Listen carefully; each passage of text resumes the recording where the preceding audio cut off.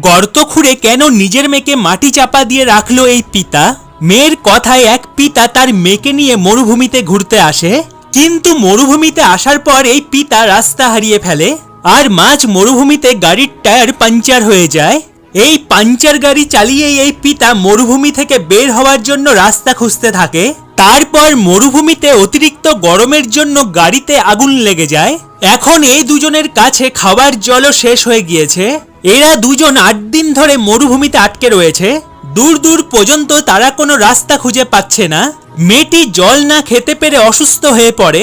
তারপর এই পিতা মাটি খুঁড়ে গর্ত করে তার মেয়েকে মাটি দিয়ে চাপা দিয়ে রেখে দেয়, যাতে গরমের জন্য তার মেয়ে না মরে যায়। তারপর এখানে একটি গাড়িকে আসতে দেখে। এই পিতা গাড়ির চালকের কাছে সাহায্য চায়। তারপর এই পিতা আর মেয়ের জীবন বেঁচে যায়। তো বন্ধুরা, ভিডিওটি ভালো লাগলে চ্যানেলটি সাবস্ক্রাইব করে ভিডিওটিতে একটি লাইক করে দেবেন।